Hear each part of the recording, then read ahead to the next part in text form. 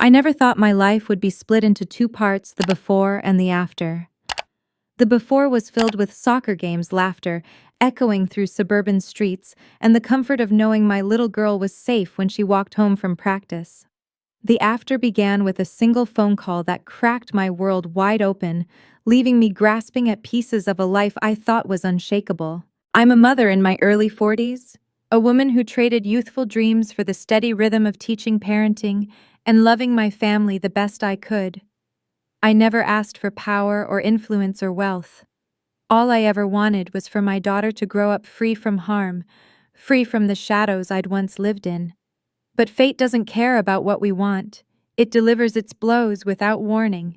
And the day it struck me, it came with flashing lights, a trembling voice on the other end of the line, and a name I'll never forget. Victor, my husband, said, his voice raw with panic. Emma's in the hospital. I didn't hear anything after that.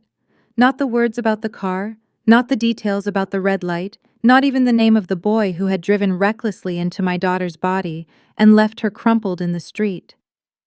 All I heard was silence, the kind that fills your ears when the world is tilting out from under you. By the time we reached St. Mary's Hospital, I wasn't breathing. I was just moving toward the possibility that my child's life had been snatched away before she even had the chance to live it fully. When the doctor told us Emma was stable, I broke. Stable. Such a clinical word for the fragile miracle of her survival. Broken ribs, concussion, internal bleeding, machines surrounding her tiny frame, their beeps and whirs the only assurance she was still here. I pressed my forehead against her hand and promised her I wouldn't let this go. Not this time. Not ever. That's when the detective approached us. His name was Jerry Dixon, and his eyes told me the truth before his mouth even formed the words. They had traced the license plate. The car belonged to Kyle Sutton, son of Gordon Sutton, the CEO of Sutton Industries. The Sutton name was poison in this city, wealth wrapped in arrogance, power clothed in corruption. I had heard the whispers before. People who crossed him lost businesses, careers, sometimes even their freedom. But I never imagined his empire would come crashing into my life like this, crushing the fragile body of my little girl beneath its wheels. And then came the words that changed everything. The DA isn't filing charges. Detective Dixon told us, his voice thick with shame. Insufficient evidence. Witnesses had seen it, but suddenly their memories were foggy. The case was dissolving before it had even begun. I wanted to scream, to shake him, to demand how justice could collapse so quickly. But deep down I knew. Gordon Sutton owned judges, police, politicians. He didn't just own businesses, he owned fear itself. And now he believed he owned me. When my husband went to see Gordon Sutton face to face, I stood outside the gleaming tower of his empire, watching him disappear into marble and glass. I thought about Emma, lying in that hospital bed, her soccer uniform cut away, her bracelet, the one I had given her for her birthday, still clinging to her wrist. I thought about the laughter stolen from her lips, the innocence ripped from her childhood, and I swore in that moment, whether or not the law stood with us, whether or not the world believed us, I would fight. I am not a soldier, not a spy, not anyone the world would call powerful. But I am a mother, and a mother with nothing left to lose is more dangerous than any empire built on lies. That night, sitting by Emma's bedside, I whispered to her sleeping form, "You're going to be okay, sweetheart. And they are going to learn what happens when they touch what I love." I didn't yet know how deep the Sutton family's corruption ran, how many lives they had crushed with the casual arrogance of wealth. But I knew this: they had underestimated the strength of an ordinary woman whose daughter had been broken in the street. They thought they could buy silence, erase witnesses, twist the truth. They thought they were untouchable. They were wrong. Because this story, my story, is not about how my daughter was hit by a car and left to bleed. It is about what happens when power collides with love, when arrogance collides with a mother's promise, and when betrayal meets a reckoning that no amount of money can silence. The next morning I walked into that hospital room carrying 2 cups of coffee, though I couldn't remember how I'd even managed to pay for them. My husband was sitting in the corner chair, head in his hands, whispering prayers I hadn't heard from his lips in years. Emma lay still, pale as porcelain, her chest rising and falling with the help of machines. I placed 1 cup on the side table and sank into the chair beside her bed, brushing her hair away from her forehead. She didn't stir. That's when I decided silence would no longer be my weapon. For years, I had played by the rules, paid my bills, worked hard, trusted the system. But the system had betrayed me, betrayed Emma. If Gordon Sutton thought his money made him untouchable, then he was about to learn what desperation looks like when it's wrapped in a mother's rage. The first thing I did was reach out to old contacts, people who owed me favors from years back. I wasn't looking for violence. I was looking for truth. I needed witnesses who weren't afraid to speak, people who had seen Kyle Sutton run that red light, phone in his hand, music blasting. One by one, I tracked them down. Some refused to talk. Others were too scared. But a few, just a few, still had enough courage left to give me fragments of the night that almost stole my daughter's life. I pieced them together like shards of broken glass. Each testimony cut me, each memory of Emma's small body tossed across asphalt sliced deeper into my soul. But I collected them anyway, because with every word I was building a weapon far more dangerous than fists, the truth. Then came the meeting. Gordon Sutton summoned us like a king, deigning to address his subjects. We walked into his office on the 25th floor of his glass tower, the city sprawling beneath us. He didn't stand. He didn't even offer condolences. He leaned back in his leather chair, fingers steepled, and delivered his verdict like a man handing down law.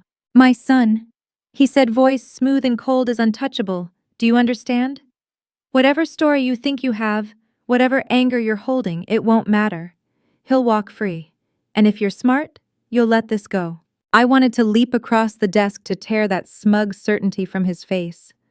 Instead, I met his eyes and spoke the words that had been burning in my chest since the night of the accident. "You touched the wrong child." For the first time, a flicker of unease crossed his features. Not fear, not yet, but recognition. Recognition that I was not going to be another family he could crush under the weight of his empire. We left that tower with nothing but his arrogance echoing in our ears. My husband was broken, shoulders slumped, his faith in justice fading with every step. But me, I walked out stronger. His words weren't a warning, they were a challenge, and I had already accepted it. That night, I sat by Emma's side again. The machines beeped softly, a lullaby of survival. I took her hand in mine and whispered, "He thinks he's untouchable, but I will show him what it means to bleed without lifting a single finger." It wasn't about revenge anymore. It was about balance. About teaching a man who believed himself a god that even gods can fall. I didn't have money. I didn't have power. But I had something he would never understand, love sharpened into a weapon, grief forged into iron. And so I began my quiet war. I learned quickly that courage has many faces. Some of it looked like quiet phone calls in the dead of night. Voices I hadn't heard in years, breaking the silence because they owed me old favors. Some of it sounded like the clack of a detective's keyboard as he pulled footage from a camera I didn't even know existed. And some of it smelled like burnt coffee in a storage unit where men with better training than mine taught me how to listen to the city breathe and tell me where it hurt. At first, I moved like a shadow, slipping between appointments and meetings, learning to carry two lives at once: the mother who sat beside a hospital bed with a damp towel over a fevered forehead, and the planner who made lists no one would ever read. I mapped the night of the accident in my head until the edges of it were as clear as if I'd watched it on replay: the glitter of taillights, the arc of a car's path, the jolt of impact. I called anyone who might hold a piece of that night: a bar owner who remembered a reckless kid at closing time, a gas station attendant who had taken a late-night call, a woman who'd been walking her dog and seen a sports car speed through a red light. Some retreated at the mention of the Sutton name. Others, embarrassed and ashamed, handed me the shards I needed. Then I found the camera. It wasn't on the public feed anyone checked. It was a bank's private security system with footage that uploaded to a cloud server tucked away from the reach of influence. The image was grainy at first, but it showed the right car crossing the right intersection at the wrong speed. The driver, a flash of a profile I recognized from photos on a business article. Kyle Sutton. The file was a single frame that made my blood run cold and my hands steady at the same time. I sent a copy to Detective Dixon with a note that said, simply, "Look closer." While the police moved cautiously, Because the world doesn't like to wake up and find that its richest citizens are rotten. I did other things quietly. I hired a small team of people who knew how to pry open the expensive locks that money uses. Not thieves, professional truth seekers. A woman who could make a phone number tell its secrets, a former auditor who laughed when she saw Gordon Sutton's shell companies and then cried because the scope of his thefts made her sick. They were not the kind of people who wanted headlines. They wanted facts. They wanted accounts traced and paper trails lit like beacons. We collected receipts, timestamps, bank slips, and the kinds of records men like Sutton assumed were hidden forever. We turned offshore accounts inside out until the money looked smaller than the damage it had caused. We fed those facts to the right people, the DA who still remembered why the law was supposed to serve the vulnerable, the federal agent who had spent a career bent on corruption. And when the DA's door cracked open, we pushed. There were nights I sat in my car and let the anger come. It rolled through me like thunder, bright and fierce, but I learned to use it rather than be used by it. I let it sharpen my focus. When Gordon Sutton's lawyers started whispering threats about lawsuits and reputation damage, I smiled and answered in documents and recorded testimony. I let the legal machine chew on their money until their arrogance thinned. The best revenge was procedural and ugly in its efficiency. We didn't need to match their money with ours. We needed to excavate their mistakes. A careless transfer, a recorded call where a man bragged about owning judges a ledger entry that linked a charity to illegal deals. Each little error was a stone pulled from the dam, and the flood of accountability followed. There were moments of exquisite cruelty in the way the world shifted. I watched the man who told my husband his son was untouchable go from composed to pale within the span of a week. He paced his office like an animal in a cage. Men who had smiled at his table stopped returning his calls. Judges who once took the call now recused themselves. And the first time I saw his lawyer, proud, polished, certain, lean across a mahogany desk and beg, that image burned itself into me. Begging is an ugly verb, but it tasted like victory after the months of salt it had taken to get there. It was never about watching him suffer. That would have cheapened all the careful work. It was about restoring balance, about making sure a child who had been broken on the pavement could grow up knowing there were adults who could be trusted to do the hard, invisible work. When Kyle's confession finally came, when he turned himself in because the towers he and his father had built were collapsing under the weight of their own lies, I did not dance on any grave. I breathed. For the first time since the hospital, I could breathe without tasting panic. The courtroom was a strange place for feeling victory. It was fluorescent and formal and cruelly precise. But watching Emma stand with her voice find its power, while the men who had thought their money could buy silence sat stripped of their confidence, watching that was a kind of redemption. I saw it in the way she met my eyes afterward, no longer small and frightened but steady, as if what she had endured had made something inside her stronger. People asked me later how I did it, how a suburban mother managed to uproot a giant. The truth is simpler and more human than any thriller I kept going. I believed in small facts, in persistent calls, in the slow erosion of arrogance when it meets consequence. I depended on others who believed truth mattered more than comfort. I let the law do the part that law can do well, and I used whatever means I had to light the path for it. When the dust settled, when the headlines faded and life resumed its ordinary rhythms, I sat one night by Emma's window and watched her practice kicks in the yard. The bruise faded on her ribs, and the scar on her arm became a line she wore like a lesson. I put my hand to my heart and felt it steady. We were not unscarred, but we were not defeated. The world had not been made perfect. The men who harmed her had been made to answer for it. If you are carrying fear tonight, if someone you love was hurt, and the world tries to hush it, know this. The smallest, steady actions add up. Truth is patient and justice, while often slow, is relentless when fed. Don't let people tell you power makes a person untouchable. Empires built on cruelty have foundations that crack when enough people insist on light. The night before the sentencing, I lay awake in bed, staring at the ceiling, listening to the quiet hum of the refrigerator downstairs and the softer sound of Emma's steady breathing through the wall. Months had passed since the accident, but time hadn't dulled the memory.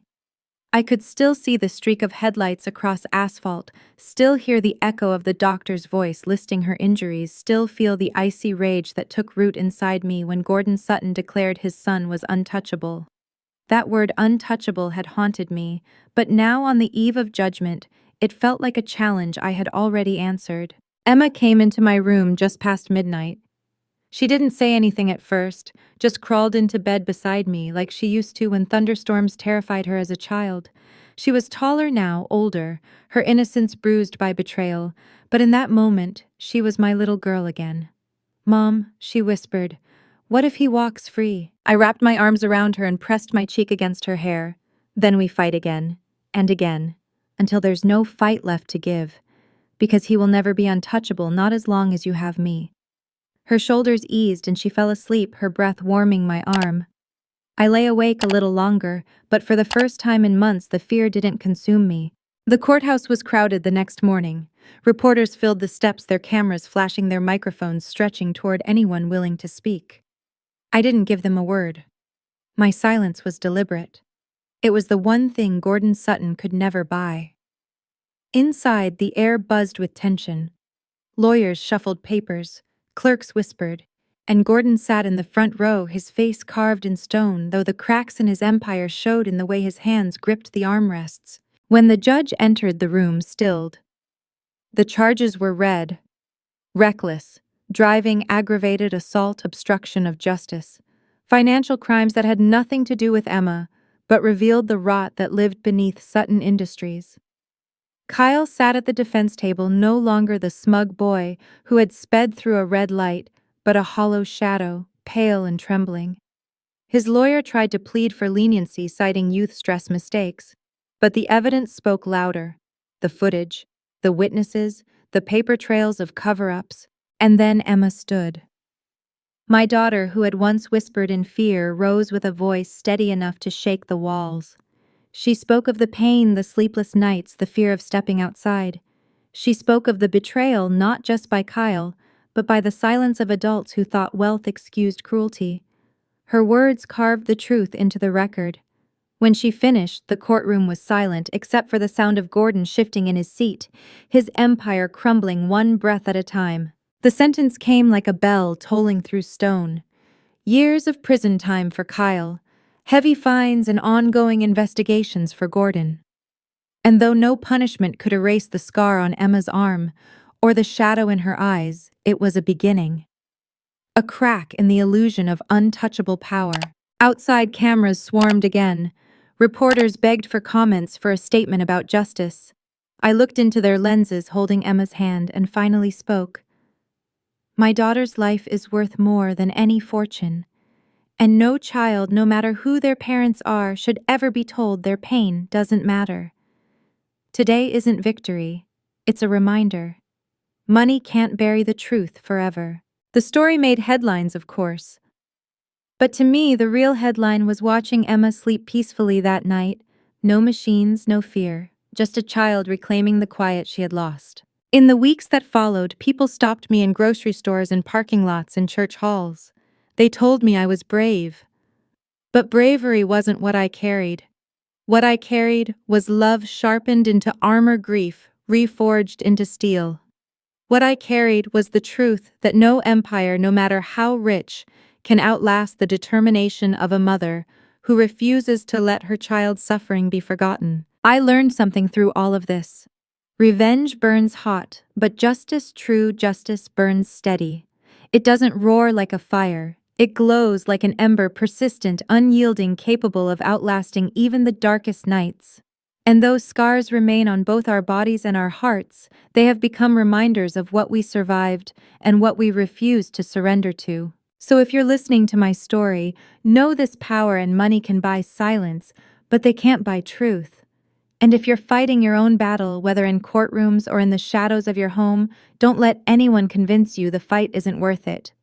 You are stronger than you think. And sometimes the most ordinary love, the love of a mother, a father, a friend, is what brings the untouchable to their knees. If this story resonated with you, if it reminded you of the strength we all carry in the face of betrayal and injustice, I ask you to like this video, share it with someone who needs hope, and subscribe so you won't miss more stories like this. And please leave a comment below. Tell me your story, your scars, your victories, because every voice matters, and together we remind the world that no one is truly untouchable.